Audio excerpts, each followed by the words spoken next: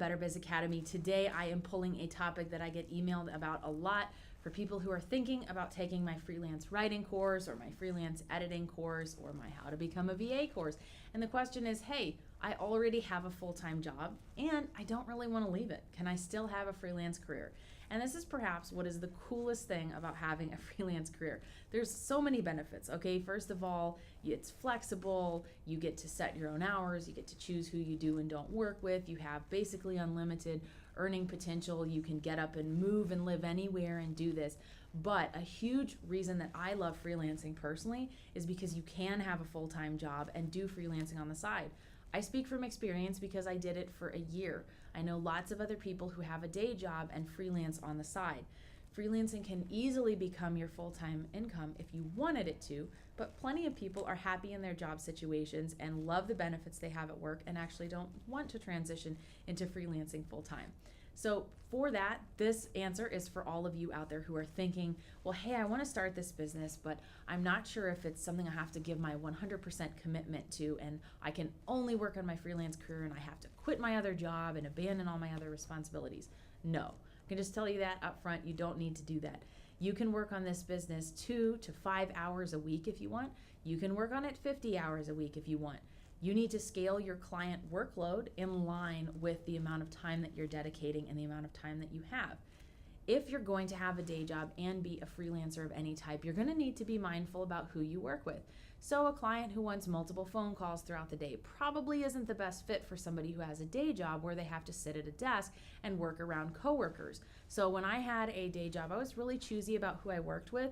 I would occasionally do phone calls with clients, but they could only be between 12 and 1 or after work hours because I was on the clock for somebody else during that time. It just wasn't going to work. So you got to be mindful of that.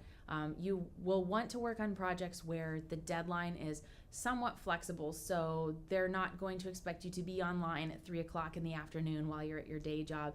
They just want it turned in by 3, so you could turn it in early if you wanted to.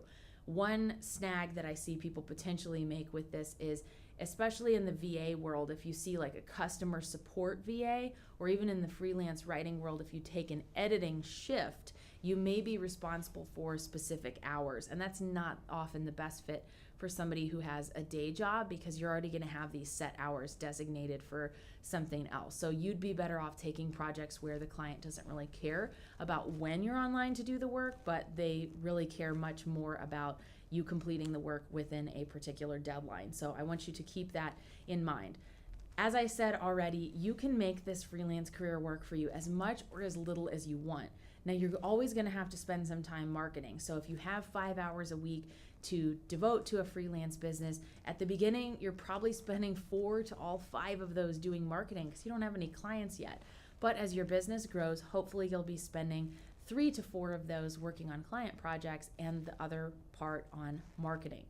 If you don't want to leave your day job, freelancing can still be for you. You just have to find a way to make it work for your schedule. And I know lots of people who do it. They view this as their side hustle, their opportunity to make extra money for vacations or kids' Christmas gifts. And it really benefits people because think about the alternative. If you wanted to make extra money for your family and you had to go out and get a job, say at a retail store, you're at the mercy of the manager of that store as far as scheduling. You may have capped hours. You may have to work nights and weekends. You don't have to commit to any particular thing when you work on a freelance project so long as you meet deadlines. So you could work on your projects in the morning, you could work on them in the afternoon while the kids are down for a nap, as long as you meet the client's end deadline. Not many other jobs have that tremendous amount of flexibility. Another reason to consider freelancing in comparison to other types of side jobs is that you don't need a lot of equipment or training to get started. You may need to teach yourself a couple of things, different software programs if you're a VA, or how to write the type of content you're going to deliver to your clients as a freelance writer.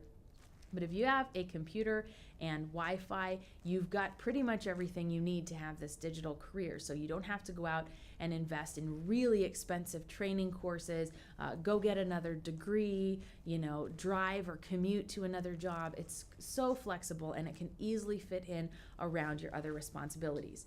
The entire first year of my freelance writing and virtual assistant business, I was a full-time graduate student going to 3 classes a night or 3 classes a week at night. And then I also worked a day job. So I worked from 8:30 to 5.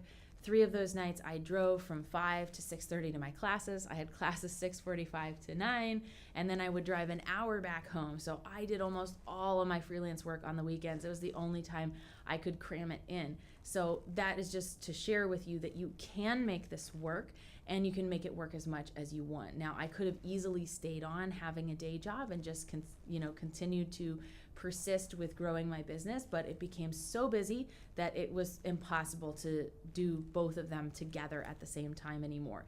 So what other job puts you in control that much, where you can decide how much money and how much time you want to get out of this entire experience? If you've been thinking about starting a freelance career, I've got lots of great free tools, blogs, and podcasts over at betterbizacademy.com.